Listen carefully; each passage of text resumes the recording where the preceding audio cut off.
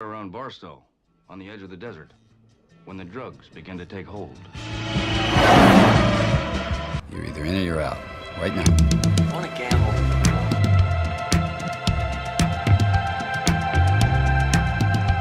I never want to hear those words out of your mouth again. Gambling is not your problem. Has anybody ever told you before you're bad luck? Most gamblers, when they go to gamble, they go to win. Those were my mother's dying words. When we go to gamble, we go to lose. Show me the money.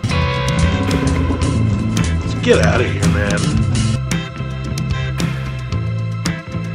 Show you money. Honestly, let's just go. Let's go to Vegas. Look at you, brother. Not Jerry. I want you to say what you would mean it, brother. Show me the money! It's the Sports Memory Vegas pregame show. Hello once again. Week 3, here we are. Newman and I aren't together, but we're here again to give you our picks. Week 2 is going to focus a little bit on conference play, a little bit on non-conference play, and unfortunately, Spencer Petras is still playing football. Newman, how are we doing this Saturday morning? Setting the forward pass back a generation. We're good. We're feeling pretty good. Florida State's on a bye, 2-0. You know, after that big win Sunday night, somebody had some action on some Florida State money line. Not pointing two thumbs at this guy or nothing. But some people had money against Florida State who lost money. Not pointing at anyone.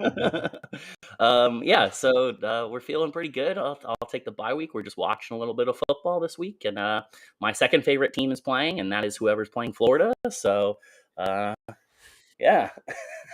There we go. So last week, I went a amazing 4-1 the week 1. Unfortunately, slid back to 4-6 last week. Newman, you were 5-5. But you know what? It's still early in the season. For the season, I'm 8-7. You're 7-8. But like I said, we're still in the thick of things, and basically a push isn't a loss, which is right where we're at so far early in the college football season. What did you think about this week's slate? We got 11 games we're picking today before the Newman 2-minute drill. I feel more confident about this week's lines than I have in a lot of the weeks so far. Yeah, I think that there's a lot of good games, like really good quality games, but there's not a whole lot of flash and sizzle, right? But yeah, I feel like there's a lot of opportunity here. We're learning things, you know, we're picking up on trends. We're figuring out what some teams are and what they're not. And yeah, now we're going to start taking advantage of that. Yeah, and the first game we're going to cover in SEC country at the Swamp again. Two quarterbacks that, man, I was really high on one and really low on the other. And so we got number 20 Kentucky going into number 12 Florida. Florida giving 6 points with an over-under of 51.5. Those two quarterbacks I'm talking about are Will Levis versus Anthony Richardson. I've been on the Will Levis train for a few seasons. I loved him when he was at Penn State as a recruit. Anthony Richardson put on a show, though. Anthony Richardson's been the better quarterback so far. I just don't believe in it. I'm not going to get caught up in 1 week of hype. Anthony Richardson made some plays I don't believe he can make again. Give me the weirdo that is Will Levis. That guy is entertaining as heck, both on the field and off the field. I'm not going to quit picking the Wildcats. Just don't tell the Hoosier faithful. What do you think, Newman? Yeah, so Florida actually played a great game last week against Utah. I thought that they were going to get steamrolled, but they played up. And honestly, they still got Brown in terms of on the defensive line, which is what I expected to have happen. Unfortunately, they just really stiffened in the red zone, and Utah was not able to punch it in. They were able to get down there a lot, but they just weren't able to take advantage of it. And then Cam Rising did not actually play great. Just one of his worst games that he's had in a long time. But on the other side of that, Anthony Richardson looks like he's like Superman. He's really the focal point of that offense. And we've seen some real high highs for Anthony Richardson previously, but we've also seen some lows. I don't think he's that consistently great yet. And Kentucky getting 6 points I will just take the points because I don't think Yep. these two teams are that far off. So I'm going to take that points because I think that's too much of a swing. Yep. Guess what it is? It's my upset special. Right off the bat, upset special. Taking the Wildcats. We're both on the Wildcats to cover. I'm on the Wildcats to win. Let's keep it in the future SEC with number 1 Alabama playing number nothing Texas. They're not ranked. Texas is getting 20 points. Woody, that's a big number. Over It's under a lot of 60. points. Over under 65. Again, if we want to keep talking quarterbacks, this game is just as ripe as any of them. We got Bryce Young and Quinn Ewers. Do you think McConaughey can bring any magic for the Longhorns today? I mean, he's going to have to be doing a lot of praying to the whatever gods he prays to for that. That's I don't even want to know what religion Matthew McConaughey prescribes to. Whatever it is, I want some of it. 20 points is a lot, but Nick Saban said something about his, people asking him questions about, his disciples and how, they've learned all the stuff from him. And he said unprovoked, he said, he's like, you guys always ask about what they all learned from me. Like they're the only ones doing the learning. Like, I don't know anything about them. So I think he's gonna. That is the smugness that is Saban. I mean, that's he's about gonna try to pour it Saban on. Gets. Yeah, this is a game where they're going to pour it on. I don't think that Texas's defense is any good. They're not going to be able to stop them. They may be able to score with them for a little while, but we've seen what happens with Alabama when you try to score with them.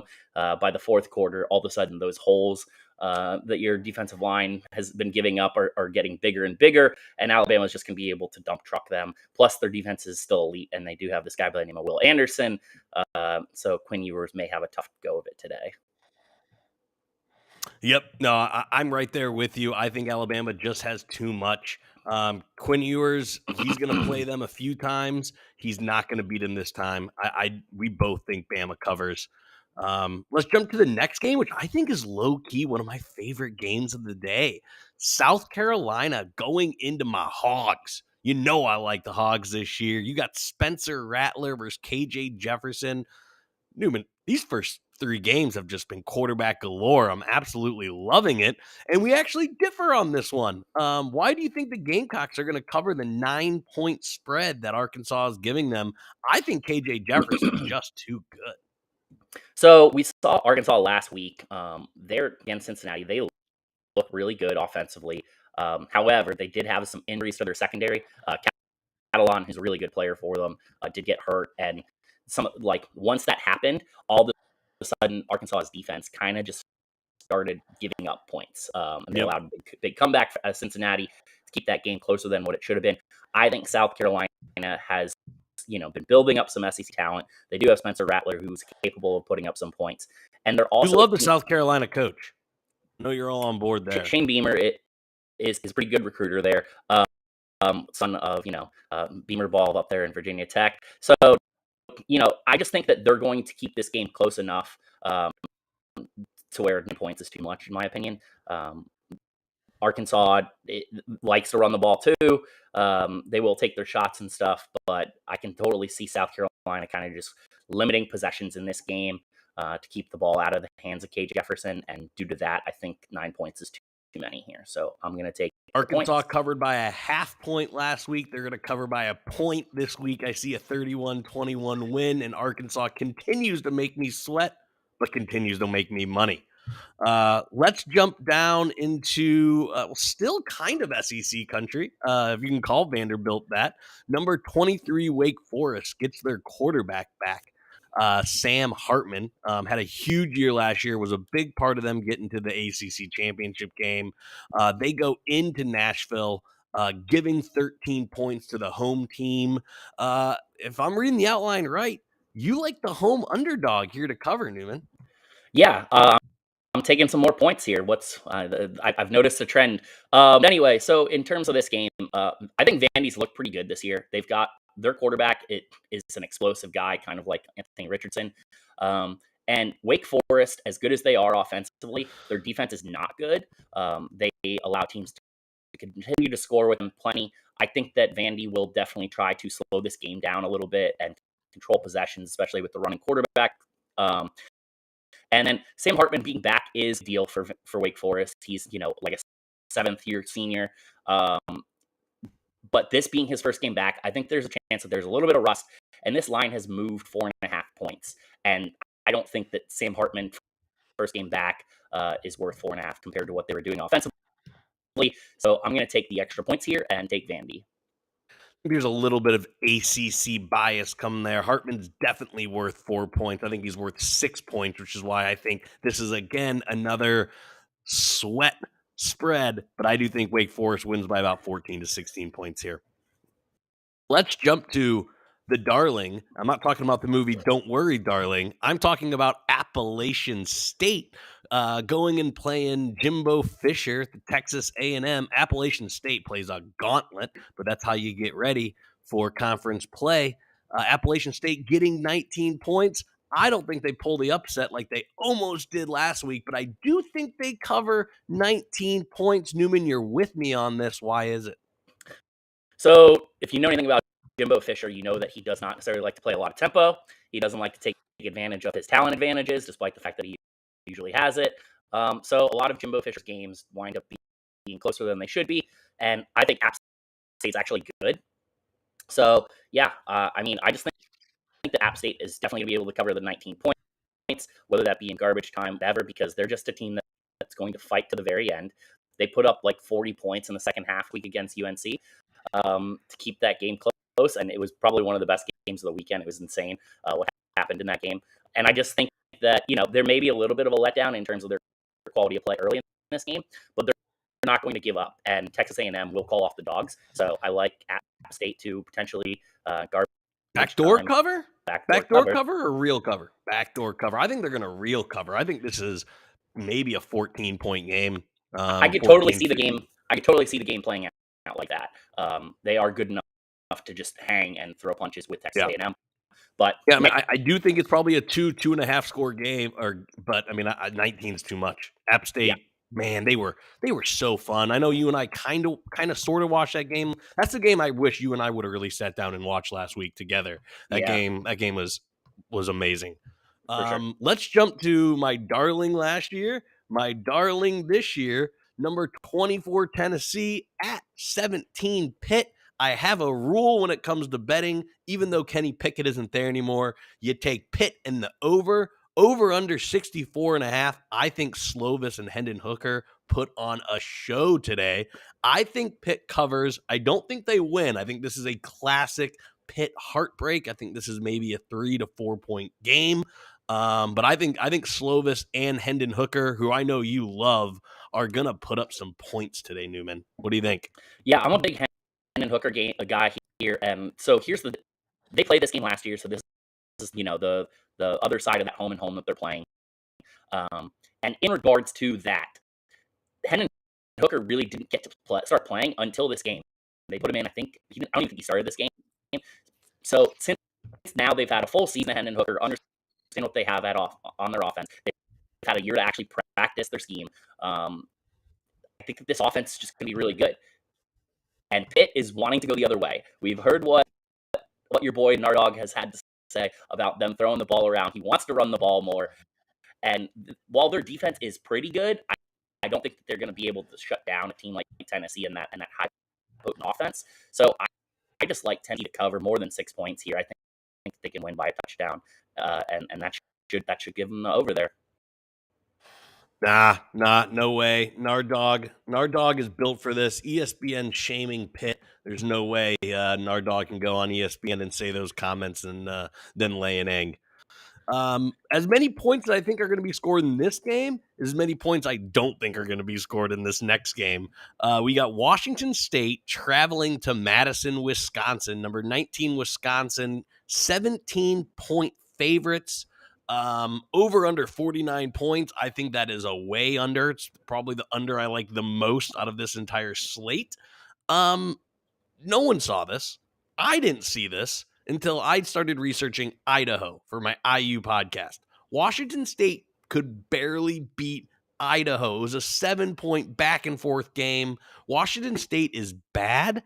I don't know if Graham Mertz is good, but Graham Mertz is good enough to beat Washington State. I think this is a blowout. I think this is maybe 34-10, 38-17, something like that. I think this is an absolute butt kicking by the Badgers today. What do you think? So Washington State has Cam Ward, the transfer from Incarnate Word, and they also brought in his head coach to be their offensive coordinator. So they're going to run an air raid style system. Wisconsin, however, has one of the best defensive coordinators, future head coach Jim Leonard, as their DC. They play an elite level of defense. They have for years. They're going to continue to do so, and they can play against wide open teams. They do it all the time. This team does not have nearly the talent that a lot of the teams that they face will. So I expect them to be able to kind of shut them down defensively because they're Washington State still adjusting. I think Washington State will be better as the year progresses and they get more reps. But for right now, I just don't think they're going to be able to hang offensively with what Wisconsin's going to be able to do defensively. And then I don't know if they're going to be able to stop Braylon Allen, who's an absolute stud. He's like 18 years old now, and he's in his second year of college football, and he's like full man mode and an absolute beast. So I think that Wisconsin's going to be able to cover the 17 points here, and I don't think Graham Mertz matters. Graham Mertz shouldn't matter, but he does matter in this next game. I can't believe you're making me talk about it. We're talking about it because it's one of the best rivalries, but it's a pretty good rivalry in the country. We got Iowa State traveling to Iowa. Iowa's a 3.5-point favorite with an over-under of 40. Over-under of 40. Now, for those that didn't catch it last week, Iowa scored 7 points against South Dakota State. You heard that right. Not Ohio State, not Penn State, not Michigan State. They scored 7 points against South Dakota State without scoring a touchdown. They got 2 safeties and a field goal. Iowa should be disbanded. Kirk Ferentz should never be able to coach again. Let's go Cyclones. They probably win the game, I don't know, 13-3. So Iowa State was like a darling pick last year because they had a bunch of these really good players that were returning, Breece Hall and Brock Purdy and yada, yada, yada. None of them are there anymore. Okay? Even with that team, they still got the smackdown laid on them by Iowa last year. Iowa is a significantly better team every year. Kirk Ferentz owns Matt Campbell for some reason. And the other thing is, Iowa actually can play really good defense, and they can play excellent special teams, none of which Iowa State is capable of. So, honestly, I know Spencer Petras sucks, but Iowa is going to just be able to stop them defensively, probably converts a defensive touchdown here, probably converts a special teams touchdown here. They score 0 offensive points, and they wind up winning the game 14-3.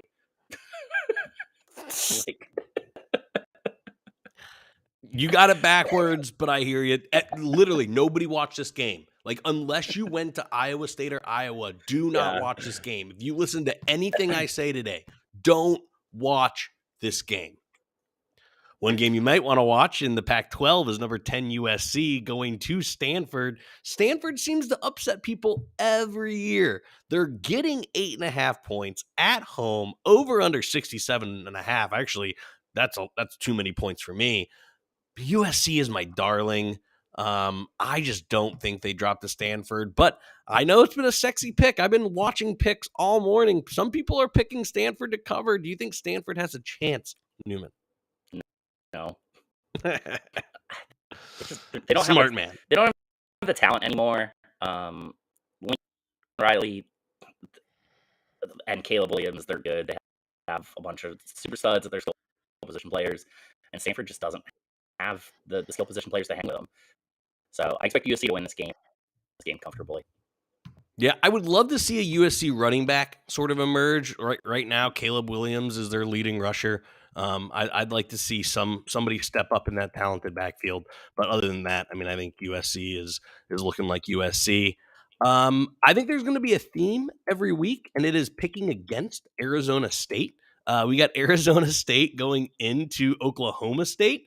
I'm picking against Emory Jones every week. I don't know how big this number is going to have to get, but I think it's going to have to be way bigger than 11.5.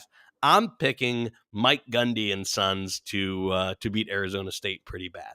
Yeah, Spencer Sanders had a great game last week, and so going against this Arizona State defense, there's a chance that he has another great game. That being said, potentially Oklahoma State could start pushing a little Heisman talk for Spencer Sanders I think he's a senior now. So I can totally see them just trying to run up the score. And for that reason, 11.5 points is not going to cover it. So I'm on Oklahoma State here. Perfect.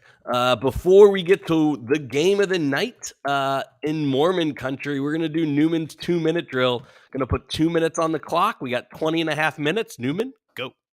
So, yeah, Mississippi State at Arizona. Arizona is getting 10.5 points. That's not enough. Mississippi State is quietly one of the better teams in the SEC West, and I expect them to completely roll, especially with Mike Leach going back towards the Pac-12, and Arizona State still just not having a great talented team. Oregon State at Fresno State. This game's really tough. It's only a 1-point game. It's at Fresno State, so I think that's why it shifted as much to Fresno State only being a 1-point dog. They do have your boy Jake Haener back, but Oregon State is really good with Jonathan Smith, and I think that I really love the way they play. People always underrate them, and I expect them to win this game. And if you're winning, you're probably winning by a point or more. So I'm comfortable there because if Oregon State wins this game, I can't lose. And then Houston at Texas Tech. This is going to be a really good game here. Houston is ranked number 25 in the country. We saw them be really good last year, and there's a reason that they're ranked 25, even though they're not playing in a Power 5 conference here. But Texas Tech, with their quarterback, Donovan Smith, he's actually really good. So I like Texas Tech to pull the upset, but I will certainly take the 4 points. There we go. Newman, you got that done in a minute and a half. I think you should put up a touchdown there. You most definitely got points. Here we go. Let's talk about number 9 Baylor going into Provo. Number 21 BYU. You got the lower ranked team as the favorite. 2.5 points. Is home field that big of a deal? Is it really a 3-point swing? I like Baylor's quarterback. Again, I think I like some of their guys on the outside to start making a few plays. BYU's got a great running back in Christopher Brooks. But I think Baylor just has too many dudes. So I'm taking Baylor. If I had to take 2 upset specials, this would be my upset special. I think the Bears get it done in Lavelle Edwards Stadium for the first time since 1984. Newman, are you with me? Yeah, I am. So I've been on Baylor a lot this year. I think that there's a good chance they could win the Big 12. They have a really good coach, and their offensive coordinator is formerly BYU's offensive coordinator. So he knows the atmosphere. He knows all the things that you're going to have to do when you go up there and play BYU. BYU is really good. I do expect this game to be pretty close. But I think that Blake Shapen for Baylor is kind of a game quarterback. Plus, BYU is supposed to be without their top 2 wide receivers, and I think that definitely should shift this in favor of the Bears. So you picking upset or cover? I'm taking Baylor to win outright. Picking Baylor to win. You heard it here, guys. Let's go. We are about an hour and 15 minutes to kick off. I got to get ready for this South Carolina-Arkansas game. That's what's going to be on my TV. Whatever you're watching, get ready for it. Until next Saturday. Newman, let's go make some money. You can't drink all day unless you start in the morning, folks. So go Cats. Go Hoosiers.